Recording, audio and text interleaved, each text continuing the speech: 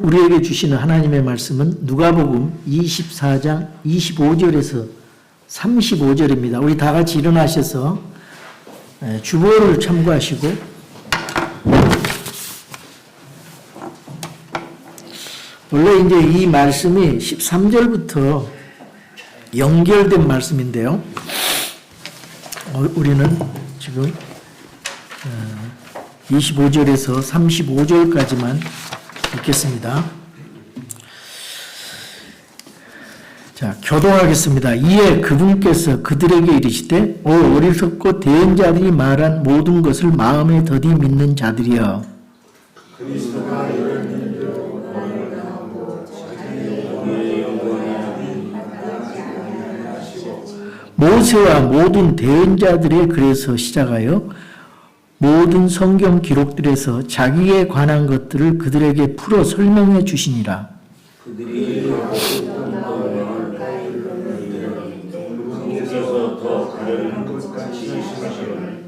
그들이 그분께 강권하여 이르되 우리와 함께 머무소서, 때가 저물어가고 낮이 많이 지났나이다 하니 그분께서 그들과 함께 묵으러 들어가시니라. 그분께서 그들과 함께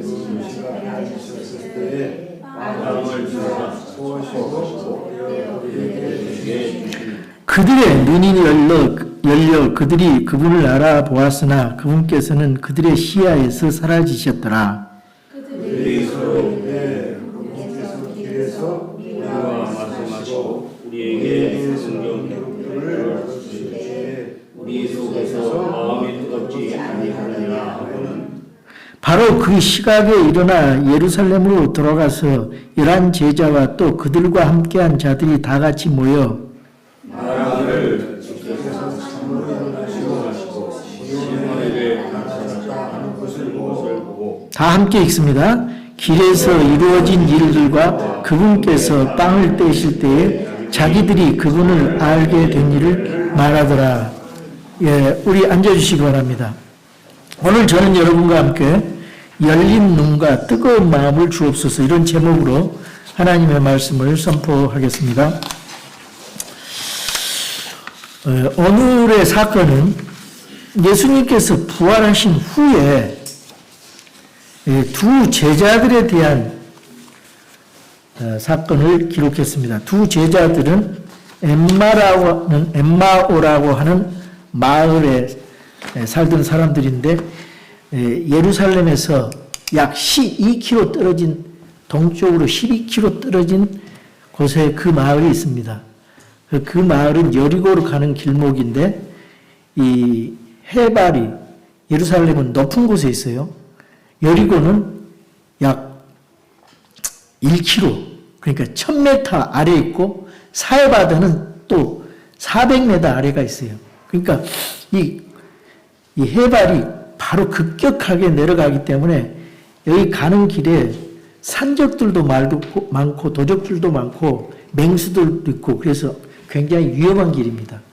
근데 이제 자기 고향을 따라서 가는 이유는 예수님이 그 이스라엘을 해방시킬 구원자로 생각을 했는데 그 종교 지도자들, 백성들에게 십자가에 못 박혀 죽으셨단 말이에요. 그 사람들의 거짓 증언에 의해서. 그러니까 얼마나 실망이 되고 낙담이 되겠어요. 예루살렘 입성할 때, 나귀를 타고 입성할 때는 찬송하리로다 호산나 주의 이름으로 오신 이여 그 찬양을 했던 사람이 싹 돌변해가지고 십자가에 못 박히소서, 십자가에 못 박히소서 호산나 하고 십자가로 바꿔버렸어요. 며칠 만에. 사람들의 마음이 굉장히 이렇게 간사합니다. 왜냐? 그 사람들의 꿈은 이스라엘을 로마의 압제에서 해방시켜 달라는 거예요. 근데 예수님 뭐예요? 십자가에 죽어서 우리 죄를 위해서 십자가에 죽어서 우리를 용서해 주시고, 우리를 죄 가운데서 구원해서 천국으로 보내고 자기 자신이 하나님으로서 사람이 돼서 죽고 부활해야 그 구원이 이루어지거든요. 그러니까 하나님께서는 그 예수님에게 그것을 맡기셨단 말이에요. 그러니까 예수님이 순종을 하셨어요. 그래서 죽으시고 이제 십자가에 죽으시니까 십자가에 죽는다는 것은 저주거든요. 저주. 모든 인간의 저주와 죄를 다 짊어지고 예수님이 십자가에 죽으셨어요. 저와 여러분의 죄를 위해서, 온 세상의 죄를 위해서, 모든 사람들의 죄를 위해서 죽으셨기 때문에 예수님이 죽지 않았으면 우리가 구원받지 못해요. 그리고 우리는 다 지옥의 형벌에 떨릴 수밖에 없는데 우리 예수님께서 십자가에 순종하심으로 죽어주셨단 말이에요. 그 엄청난 일을 하는데 얼마나 유혹이 많아요. 십자가에서 내려와라. 예? 그리고 자신을 구원하고 십자가에서. 근데 예수님은 우리를 구원하시기 위해서 십자가에 내리지 않고 묵묵히 십자가에서 죽으셨단 말이에요. 죽음이 그게 끝이 아니었어요. 근데 이 제자들은 예수님이 죽어버리니까 어떻게 했어요? 식망과 낙담 속에서 있다가 자기 고향으로 내려가는 거예요. 그 거기서 예루살렘에서 그 고향까지는 얼마냐면 12km예요. 12km. 여기 60 스타디온이라고 60 스타디온은 1 스타디온은 180m 정도 됩니다. 그래서 계산해 보면 대략 200m 계산해서 12km 정도 됩니다. 12km. 12km는 제가 이제 보통 걸음으로 걸어보니까 1km에 10분 걸리더라고요. 1km에. 그러면 120분. 2시간 걸립니다. 2시간. 좀 늦게 느릿느릿한 사람은 2-3시간 걸리겠죠. 그런데 이제 걸어가면서 여기 오늘 본문 말씀을 이렇게 김두한 그 작곡가가 제가 한번 읽어볼게요. 엠마오 마을로 가는 두 제자. 절망과 공포에 잠겨 있을 때, 어디에요? 주 예수님께서 우리들에게 나타나시사 참되신 소망을 보여주셨네. 이런 찬양이잖아요. 또 이거를 적용해서 이렇게 또 가사를 붙였어요. 이 세상 사는 길, 엠마오의 길. 예. 끝없는 슬픔이 앞길을 막으나, 그 다음에 주 예수님 우리들에게 나타나시사 예. 새 소망 주심을 믿사옵니다. 가사를 아주 요약해서 이 노래를 했는데 참 은혜스럽습니다. 여러분, 우리가요, 예수님 죽음을만 보면은, 예수님이 죽음으로 끝나는 거, 그것만 보면은 우리 엠마오로 가는 사람들이에요. 이 세상에서 살아가면서 슬픔과 절망의 길이에요. 엠마오의 길은. 예? 근데 예수님께서 부활하신 사실을 깨달으면은 이거는 완전히 다시 예루살렘으로 돌아가는 길입니다. 이 사람들이 바로 예수님 만나고 부활하신 예수님을 만나고 곧바로 예루살렘으로 돌아가요. 해가 완전히 졌어요.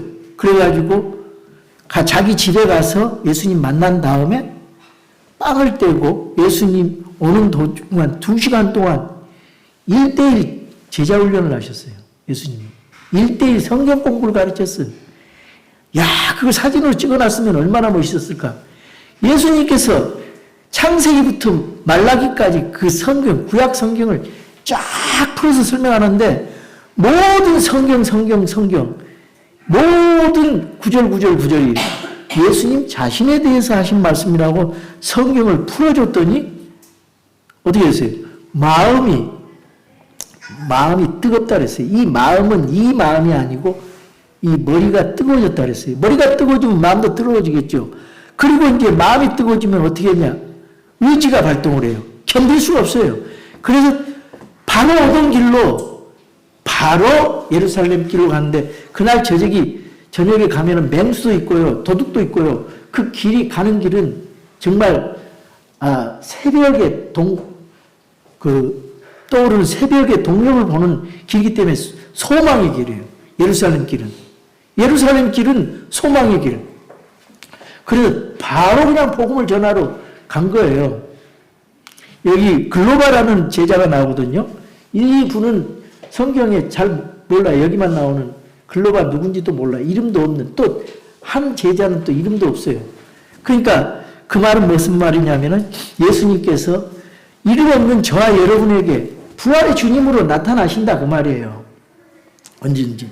그래서 우리가 오늘 엠마오 길에서 만난 부활의 주님에 대해서 이제 말씀을 간단하게 제가 드리겠습니다. 부활의 아침은 이미 밝았지만은 두 제자의 마음은 여전히 어둠 속에 있었어요. 예루살렘을 떠나 엠마오로 가는 그들의 발걸음은 무겁고 마음은 낙심과 절망으로 가득 차 있었습니다. 그들은 예수님을 따르던 사람들이었지만은 십자가 사건 이후 모든 소망이 무너졌다고 생각을 했어요. 왜냐? 자기들의 생각과 그 희망대로 되지 않고 예수님이 십자가에 죽어버렸기 때문에. 그래서 오늘 본문은 바로 그런 절망 속에 있는 제자들에게 찾아오신 부활의 주님을 보여주십니다. 그리고 이 말씀은 오늘 살아가는 우리들에게도 동일하게 임하는 은혜의 메시지입니다. 자, 여기서 중요한 것은 본문 15절에 이렇게 말해요. 15절에 그들이 함께 이야기 나누며 의논할 때 예수님께서 친히 가까이 오사 그들과 같이 계셨으나, 여러분, 예수님께서 그들에게 나타나셨어요.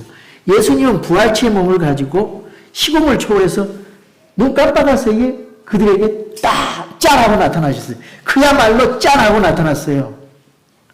그래서 얘기를 같이 하는 겁니다. 제자들이 주님을 찾는 게 아니고 예수님께서 그들에게 찾아오셨어요. 그들은 낙심해서 예루살렘을 떠나고 있었어요. 믿음에서 멀어지는 길이었어요.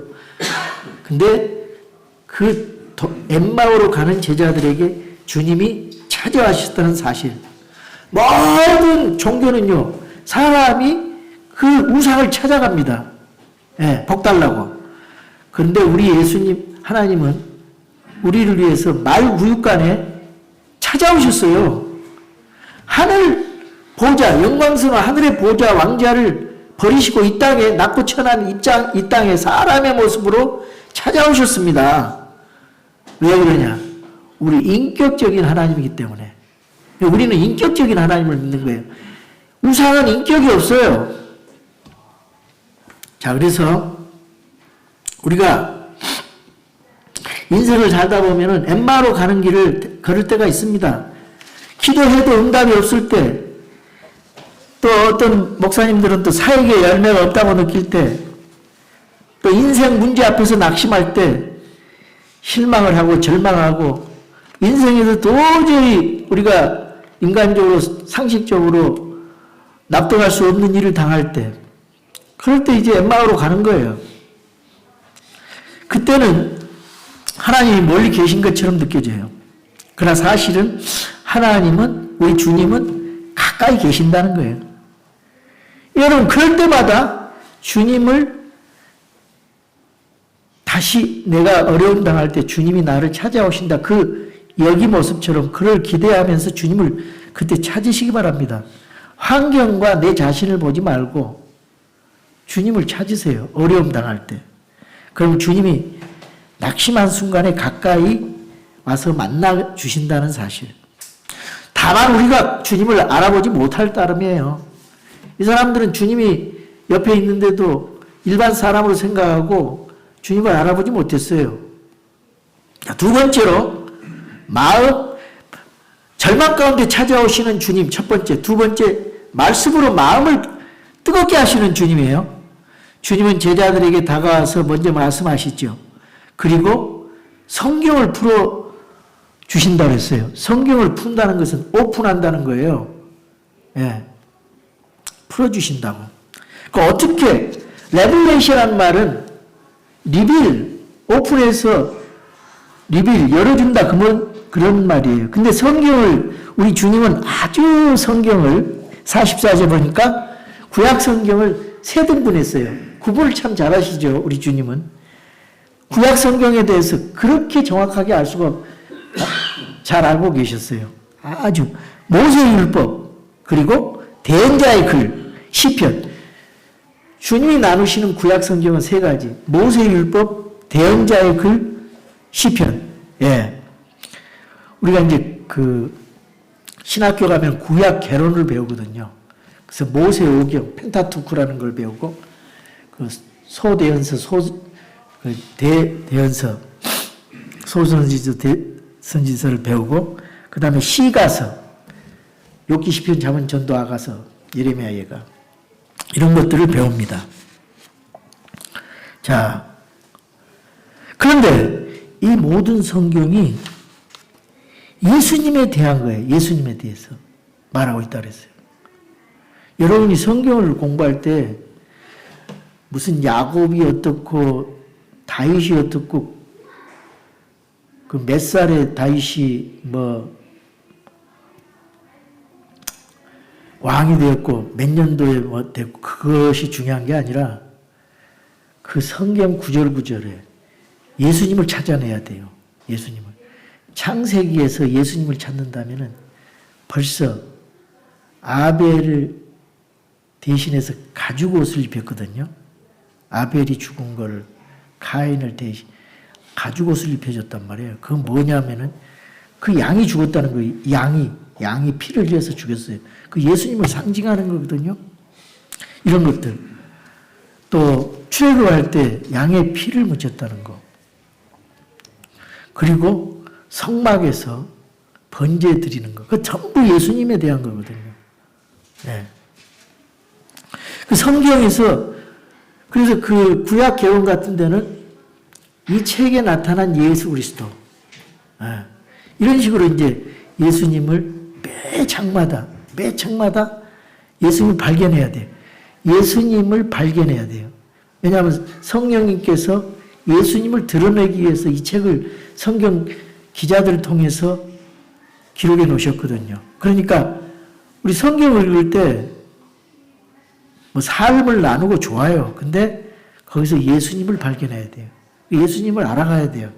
그러지 않으면 발전이 없어요.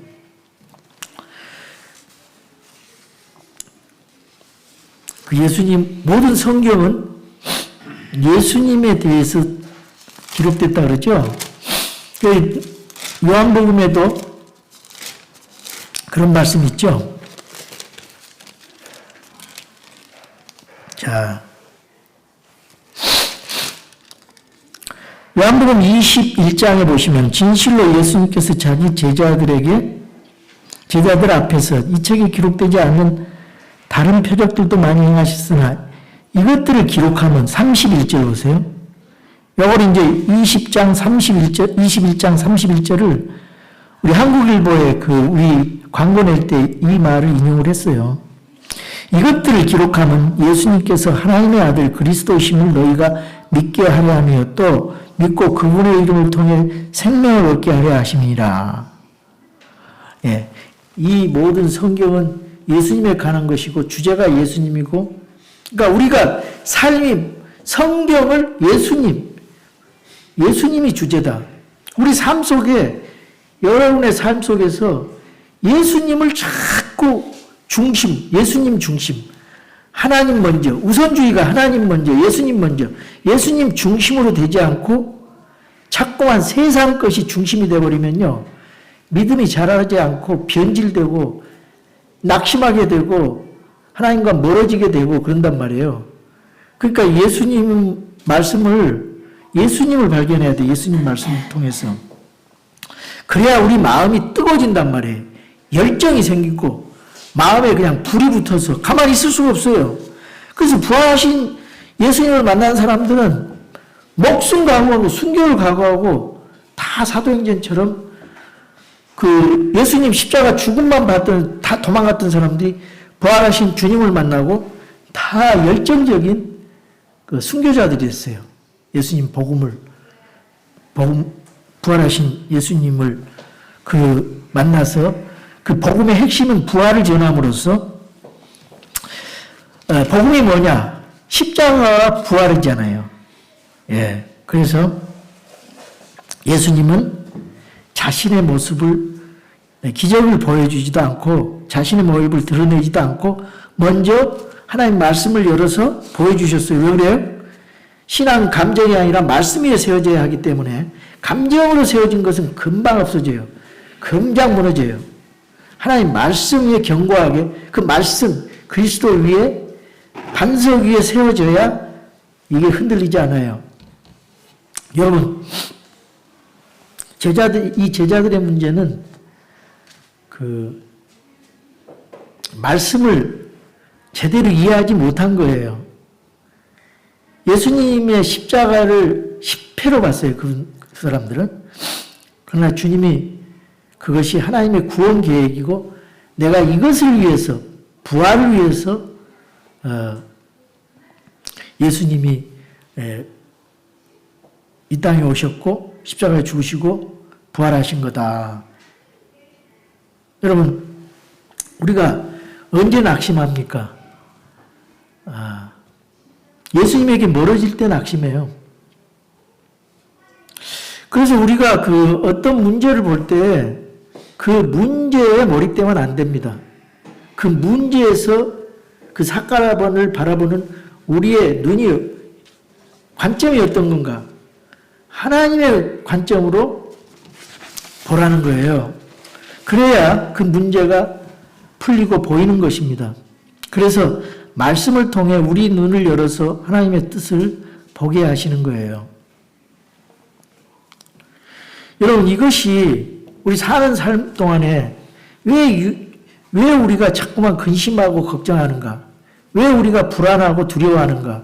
왜 우리가 실망하고 낙심하는가? 딱 한 가지입니다. 너무나 세상을 주의 깊게 보는 거예요. 세상을 주의 깊게 봐. 세상을 집중해서 보는 거예요. 우리 믿는 사람들은 예수님을 보면서 세상도 같이 주의 깊게 보는 거예요. 예수님의 말씀은 그냥 대충 보고 세상을 깊게 보는 거예요. 집중해서.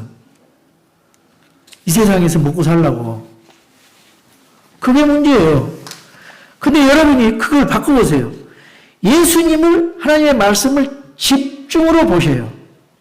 그리고 나머지 건 대충 보세요. 그럼 문제가 해결돼요. 요즘에 그 SNS가 있어가지고 그것 때문에 다 정신 팔리죠.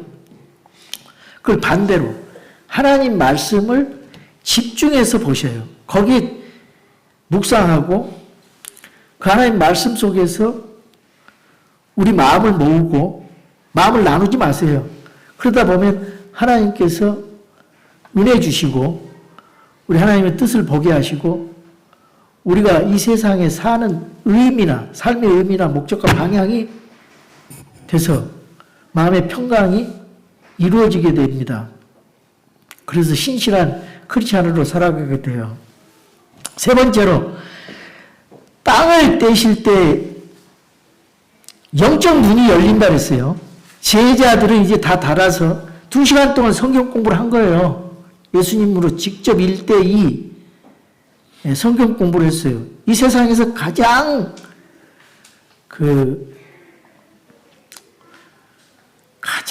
귀한 성경 공부였다고 생각이 들어요.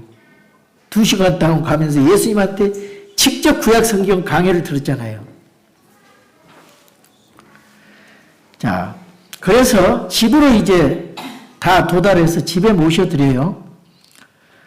근데 31절에 그들의 눈이 밝아져서 예수님인지를 알아봤다 그랬어요. 그리고 말씀을 들을 때 마음이 뜨거워졌다 그랬습니다.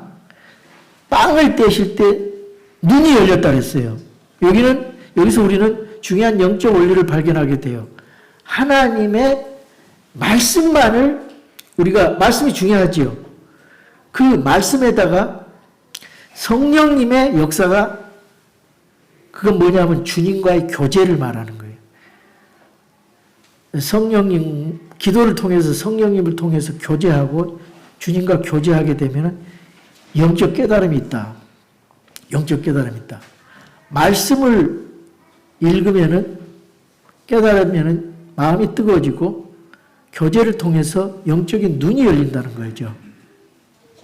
그래서 제자들이 이렇게 고백을 하죠. 길에서 우리에게 말씀하시고 우리에게 성경을 풀어보실 때 우리 속에서 마음이 뜨겁지 아니하더냐. 예. 우리의 신앙이 식어가는 이유가 무엇입니까?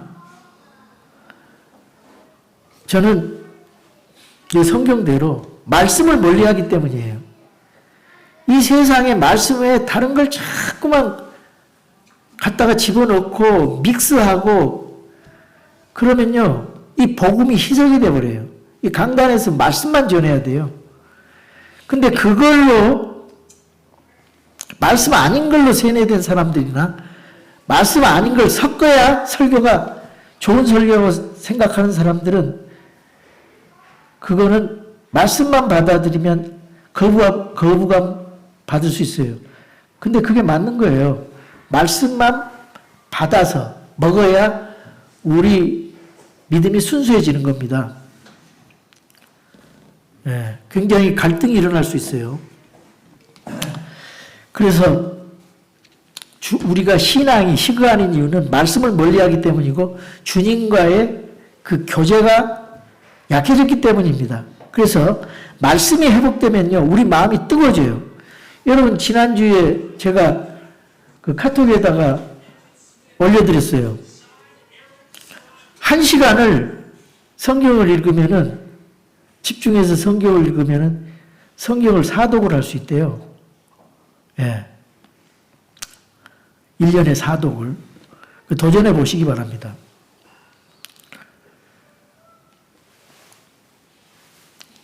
말씀을 계속 읽으세요. 그러면은 마음이 뜨거워져요. 그래서 그 뜨거움 속에서 주님과 기도하고 성령님의 도우심을 받으면은 주님을 다시 보는 눈이 열려요.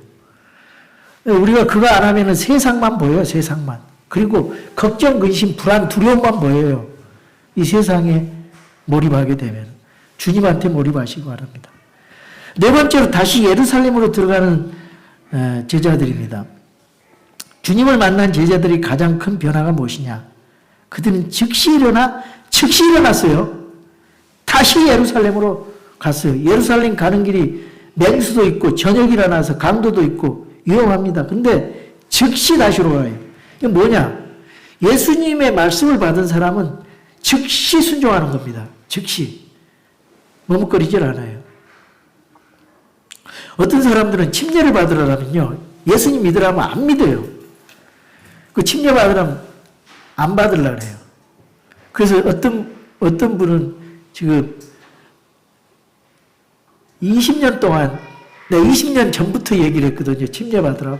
근데 세례 받았다고, 제대로 받았다고, 그거를 계속, 아닙니다. 성경적인 것이 침례입니다. 그래서 참 잘못 단추를 끼워놓으니까 참 어렵더라고요, 바뀌기가.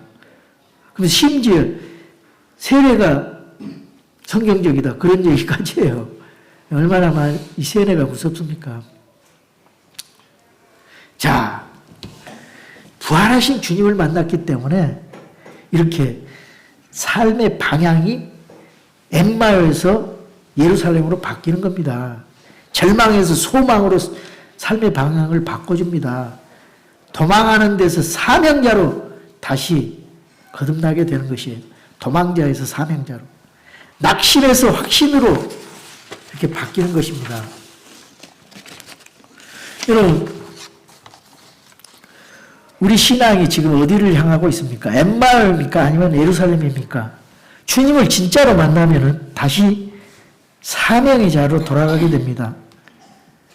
오늘 이 말씀은 단순한 과거 얘기가 아니에요. 지금도 동일하게 우리에게 이루어지는 사건입니다.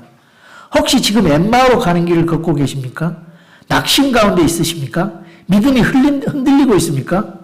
하나님이 보이지 않습니까? 맨날 걱정, 근심만 하십니까? 예, 그렇다면은 기억하십시오. 주님께서 이미 여러분 곁에 와 계십니다. 말씀으로 여러분의 마음을 뜨겁게 하고 계십니다. 여러분의 눈이 열리기를 기다리고 계십니다. 우리가 해야 할 일은 하나예요. 부활하신 주님을 모셔드리는 겁니다. 우리와 함께 하옵소서 고백하는 것입니다. 그때 예수님께서 우리 삶 속에서 빵을 떼시며 교제하시고 우리의 눈을 열어주실 줄 믿습니다. 여러분의 마음을 뜨겁게 해줄 줄 믿습니다. 다 부활하신 주님을 만나십시오. 주님을 사모하십시오. 부활하신 주님을 계속 사모하십시오. 여러분 부활절만 부활 얘기하면 안 돼요. 365일 우리는 부활신앙으로 승리해 가야 됩니다. 네, 우리 다 같이 일어나시겠습니다.